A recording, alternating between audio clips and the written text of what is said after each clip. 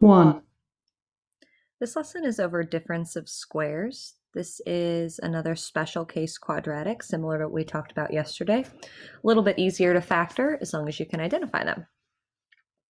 For your opener, I want you to find the square of each number. If the number is not a perfect square, say so. So again, getting the idea of perfect squares in our head, thinking about some of our numbers, first of all, identifying if these numbers are perfect squares, seeing what we can do about the exponents. And to give you a little more help, I want you to think about what can you multiply times itself to equal that term. So let's start with the first one. We have 1x to the 10th power. So we know 1 is a perfect square. 1 times 1 is itself. So when we think about x to the 10th, is there any exponent that I can multiply by itself to give us a power of 10? And that is 5 and 5. X to the 5th times x to the 5th does give us x to the 10th. Our square root of x to the 10th would be x to the 5th. Let's move to our next one. 36. So that right there is a perfect square. So we know the square root of 36 is 6. And then we need to figure out x squared. What would the square root of x squared be? Well, we think about x times itself with what power would give us x squared. In this case, it'd be x to the first. X to the first times x to the first gives us x squared. Let's look at our next one. We have 49. We know the square root of 49 is 7.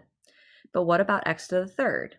Is there any quantity of x's that are the same that I can multiply together to get x to the third?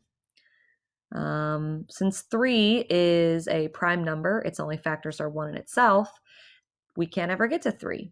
1 and 2 is the closest we could get, but 1 and 2, part of the process of being a perfect square is that the two numbers have to be the same that we multiply together, and x to the first times x to the second is not the same number multiplied by itself. Let's look at our last one. So we can put a little x on that one. That's not a perfect square. For the last one, our coefficient of 64 is a perfect square. We've got an 8. And then again, thinking about what number multiplied by itself could get us to x to the 8th. So in that case, we could do x to the 4th times x to the 4th. That gives us x to the 8th. So we've got our perfect squares there. Just to recap what we found, we were looking for the perfect square of each number. The perfect square is the number you can multiply times itself to give us the term that we wanted. When we had x to the 10th, we knew that x to the 5th multiplied by itself would give us x to the 10th. To get 36x squared, if we multiply 6x to the first power times 6x to the first power, we would get 6x squared.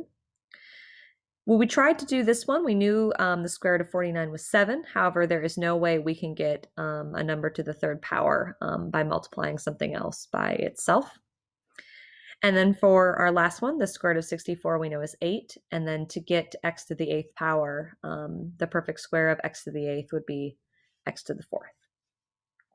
So let's apply that knowledge of perfect squares to the next few problems. This special case is called difference of squares. Difference of squares. So half the battle is just identifying if the quadratic is a difference of squares problem. So that's step one in factoring. Identify if the problem is a difference of squares. And to help you identify that, both terms are going to be perfect squares, and there's going to be a subtraction sign between them. You probably see this information below at this point. You always want to try and factor out the GCF when possible. It just makes your problem a lot simpler to do, and sometimes factoring out the GCF can unmask an actual difference of squares problem. Once you factor out the GCF and you've identified that it is a difference of squares, you're going to take the square root of both of the terms. And these values are your A and your B values in the binomials that you see below. So your difference of squares problems are going to look like a squared minus b squared. Again, that a and that b are perfect squares. We see the subtraction sign between them. And to factor a difference of squares problem, you're going to end up with a minus b times a plus b. And if you're saying, okay, why is one subtraction, one addition? The idea behind difference of squares is that you're finding the difference, subtraction, between two square numbers. You're going to have two different signs between them because we know if we multiply negative b times a and positive b times a, that will cancel that middle term. So let's try a few practice problems, just again, identifying if we have differences of squares. You're going to write these down in your notebook. So the first direction here is to factor. So I just do a quick check. Are 1 and 25 perfect squares? Yes. So to figure out what are,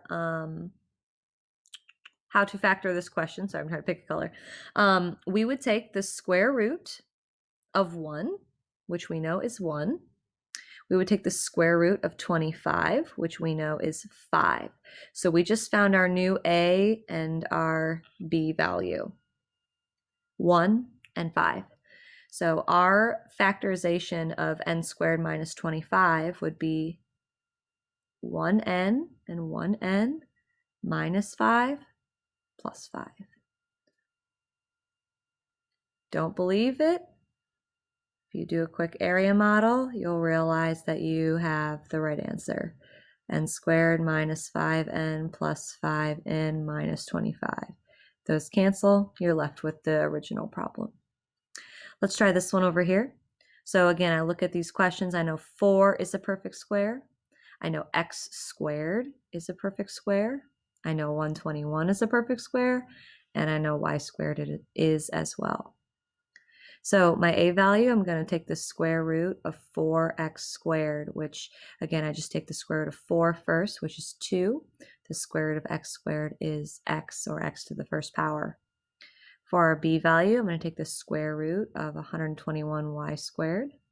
The square root of 121 is 11. Square root of y squared is y. So we have our answer of 2x and minus 11y plus 11y. Let's try a couple more. Again, let's identify if we've got a perfect, or if we've got a difference of squares. 196 is a perfect square, r squared is a perfect square, and so is 1.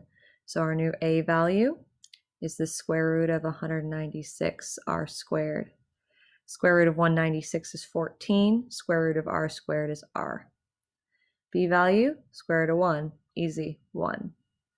So we take our a value and our b value, and we write them as a difference of squares. Try this one on your own. Take a few moments or pause the video if you would like. We've got 100x squared minus 49.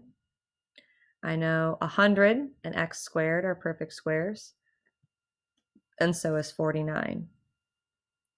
Our new a value is the square root of 100x squared, which would be 10x.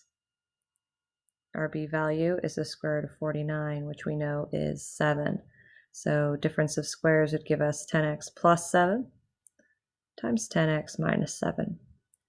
Notice how in this question I changed what operation came first. Here I have the factor terms that are being added together, and here they're being subtracted, and then I switched it around on this problem. It doesn't matter.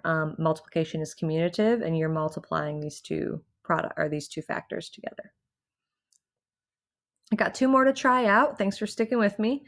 This one, initially look, and I'm saying, not a difference of squares. 2 is not a perfect square, and neither is x to the third. However, we can factor out our greatest common factor.